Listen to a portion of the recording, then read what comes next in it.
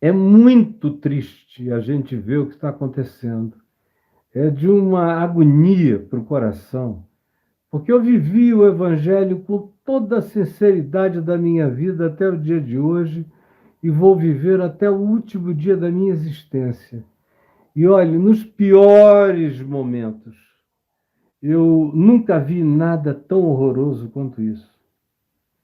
Na leitura da história da Igreja, no período da Idade das Trevas, mais ou menos aí entre o ano 700 e o século XVI, nós tivemos situações indescritivelmente malignas e perversas, semelhantes a essas que estão acontecendo agora, que só não se tornam piores ainda, porque nós temos uma Constituição e instituições que não permitem que as pessoas saiam por aí matando, destruindo, apedrejando e degolando.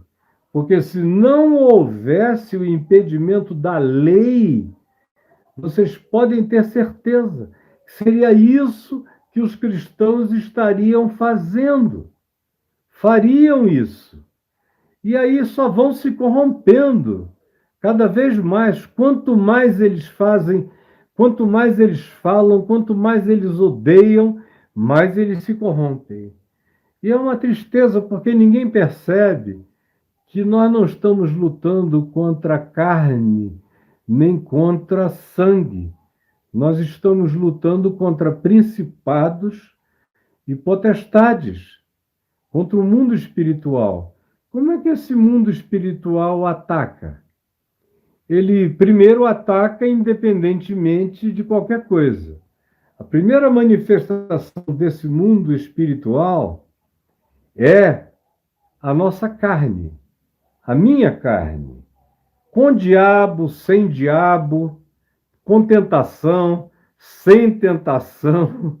A minha carne é um diabo e a sua também.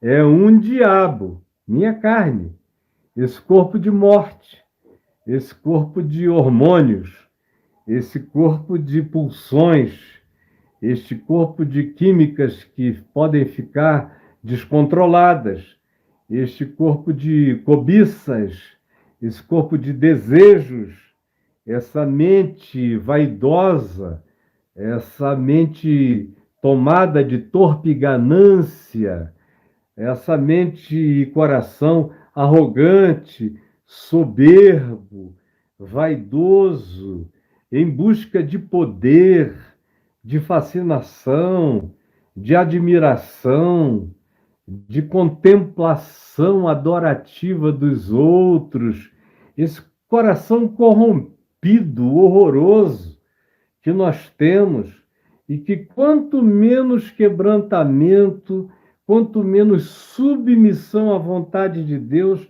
mais carnal e pior se torna. É essa a minha primeira luta e a sua, contra a minha carne, contra a sua carne, contra o espírito de facção, de competição, de partidarismo e de ódio. Como disse aqui o Lucas Braga, é sim, a tendência é piorar. E as pessoas não notam como estão atoladas no Pantanal de Satanás. Isso é uma coisa diabólica que está acontecendo no país. Vocês ficam pensando que luta espiritual é cercar um determinado lugar religioso diferente do de vocês, fazerem reuniões de oração dizendo está amarrado? Vocês têm que amarrar esse espírito diabólico dentro das igrejas evangélicas. Vocês têm que amarrar esse espírito diabólico que tomou conta de quase todos os pastores e de mais da metade dos cristãos evangélicos do Brasil, que estão tomados por esse espírito de mentira. Vocês lembram quando o profeta veio e no meio da guerra onde o rei Acabe participava, junto com Josias, e chamaram um profeta para profetizar, e o profeta do Senhor, um profeta sério, sabendo que o Acabe só gostava de ouvir lorota, como a maioria dos reis, presidentes, líderes governamentais gostam de lorota profética. Então o profeta do Senhor foi lá e disse: Pode ir, meu rei, você vai ser vitorioso. Os seus inimigos vão bater em retirada. Vai ser um sucesso essa campanha de vocês. Vão! E que Deus os abençoe. Aí o rei falou: Escuta, não tem um profeta aqui que fale a palavra do Senhor? Não. E aí disseram: Tem sim. Esse mesmo profeta que está aqui fala a palavra do Senhor. Ele está usando de ironia, porque todos os que vêm profetizar para o Acabe só falam o que o rei quer ouvir. Aí, então, Josias perguntou: E tu, o que falas da parte do Senhor? E aí veio a palavra que disse: Vocês vão à guerra. E eu vejo até o fim desse dia todo Israel correndo, cada um para sua casa, cada um deixando os seus despojos para trás, cada um em espírito de temor, tremor e retirada, derrota envergonhada. E vocês nunca vão ouvir essa palavra, porque o rei não gosta de ouvir palavra verdadeira, ele só gosta de ouvir mentira, como acontece entre nós e como acontece com quase todos os reis, presidentes e primeiros ministros da terra. Eles têm os seus sacerdotes, os seus pastores, os seus líderes comprados para lhes falarem só o que eles querem ouvir, não importam quais sejam as circunstâncias. É trágico, gente, mas é isso que acontece. E eu estava aqui falando agora e me lembrando que depois que eu e a Adriana já estávamos juntos há aproximadamente uns 7 meses, e nós estávamos deitados na cama, eu estava lendo um capítulo do meu livro Sem Barganhas com Deus. Para ela é um livro chamado, um capítulo chamado A Doença do Véu. E eu estava lendo em voz alta, no meio eu parei, 2 luzes acesas, uma aqui em cima de mim e outra ao lado dela aqui. E eu parei, virei para ela e disse: Olha aqui, meu amor, eu, por enquanto, estou em silêncio. Eu fiquei 3 anos em silêncio, depois do meu divórcio conjugal e depois do meu divórcio religioso das instituições religiosas. Quis ficar calado, ninguém me expulsou, como outro dia alguém erroneamente disse, fui eu que pedi para sair. Pediram 6 vezes para eu voltar, eu não aceitei nenhuma vez e não aceitarei nem que me peçam 1000 vezes. Meu pai pediu, minha mãe pediu, minha mulher Adriana pediu, eu disse: não, vocês não estão entendendo. Eu estou comprando a minha alforria, a minha liberdade dessa escravidão religiosa. Eu não volto para isso nunca mais. Vou pregar o evangelho com paixão, ardência, ardor, comprometimento, até o último dia da minha vida. Mas para isso eu não volto nunca mais. Eu não tenho satisfação a dar a esses loucos de nenhuma natureza, sob hipótese alguma. E não aceitei. Estou livre desde 1998, graças a Deus. Totalmente à vontade vontade no Evangelho de Cristo, como quando eu me converti aos 18 anos de idade.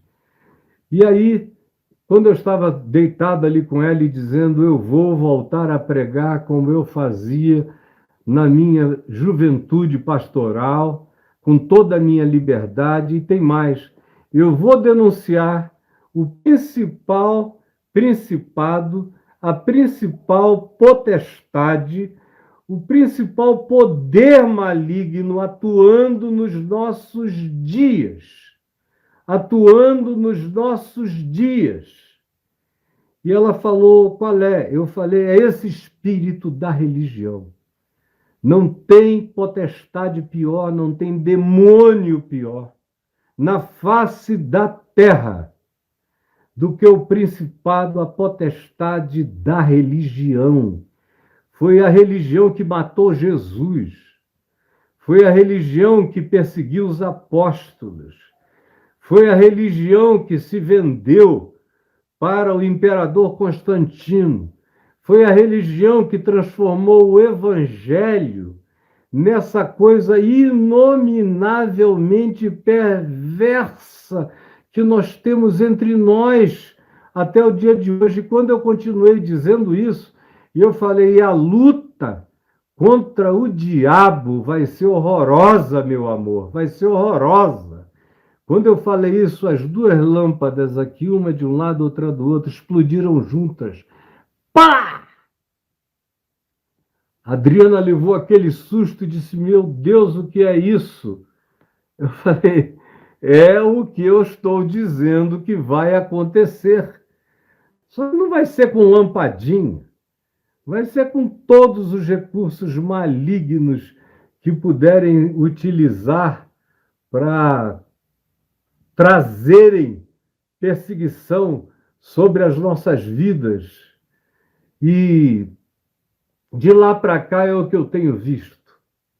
Olha que eu já enfrentei a ditadura, preguei contra generais, contra as obras e os feitos da ditadura, chamando tudo pelo nome, desde a década de 70, me surgindo, pessoal dizendo, não faz isso. Algumas vezes aqui em Brasília, o Pereira, o reverendo Adair Sandoval, alguns outros amigos meus, pastores, que me levavam para falar em eventos no Congresso Nacional, quando eu acabava de pregar com aquele auditório cheio de deputados federais, senadores, figuras intelectuais importantes, alguns deputados e deputadas filósofos, professores de filosofia.